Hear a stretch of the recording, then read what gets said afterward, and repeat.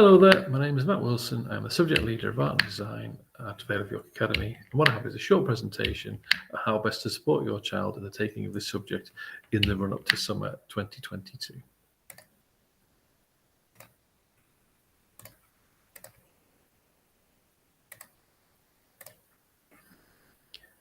We go. So what you'll find is it's portfolio based this year, which means there will be no actual exam for the GCSE students. They have to produce work for 4 main assessment objectives, leading to an accumulation of 96 marks. They can assume 24 in each area. Assessment objective 1, which is study of artists. AO2, which is refinement of work, testing materials out. AO3, which is observational skills, first or second hand, painting, drawing, etc., but from real life.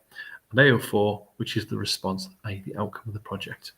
What I'm going to show you is what gained a level 9 this year. And it's just a good example of to say that if your child aimed for this and put certain elements in, they're going to be hitting all the bases of what they need to be entering in essentially Easter next year.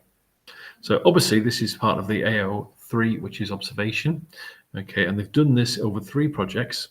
And what they have looked at is a natural studies or fragments project, which they've all been completing. They have then looked at a rainforest and animal project. They're then developing work for one called Book of Secrets. And currently, they'll be leading towards that in January by doing an observational one and going back to the formal skills that they started in year 9. Okay, and there will be assessment points right the way through, but each student should be able to show a portfolio of work. And it should include things like this. This is very clearly assessment objective 1, which is artist studies. And with artist studies, what we tend to ask them to do is to have clearly the name of the artist, some work by the artist, sampling, as well as annotation. And that's really a description of what the artist has done, how they think they've made it, and also how they feel about the work. And they tend to use it later on in the work that they produce. So you've got Myron McGarney there. So the students do look at other artists as well. Part of it is investigation and exploration. And part of it is also actually refining and experimenting. So this will be an example of AO2. So trying out new materials and ideas. Again, artists. But as we follow the process, particularly when we go to say the grid and animal study, or actually the design work that this turtle outcomes had here, this is where we start to look into the actual refinement, the development of what they want to do. And the investigation is where the artists make the connections to that. Okay, and that's kind of the outcome the student made.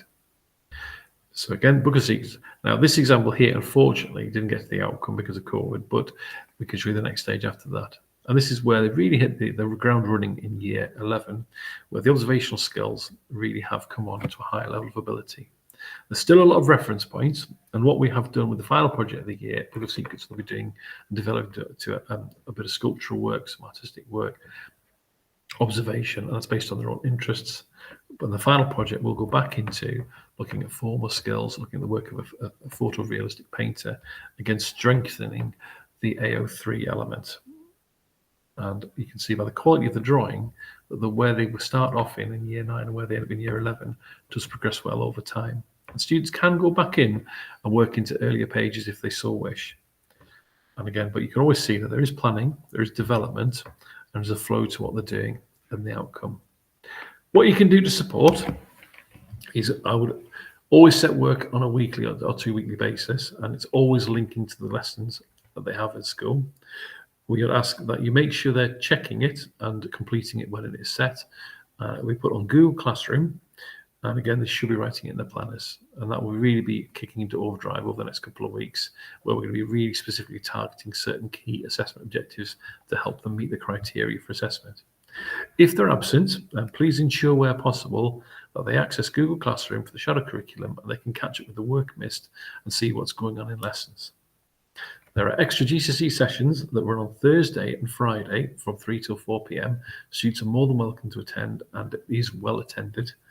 And there will also be, during the half terms and in the spring and the summer terms leading up to the standardisation and moderation of the students' work, there will be extra sessions to come into in the holidays, which tend to run from 9 till about 1, just to give that extra bit of help and support. What I would also suggest is that do look at the work when they bring it home, and if you look in the books, you'll see that there are some checklists and there are mark sheets there, and you can see where they are, what they're working on, and actually see the process of what they're doing.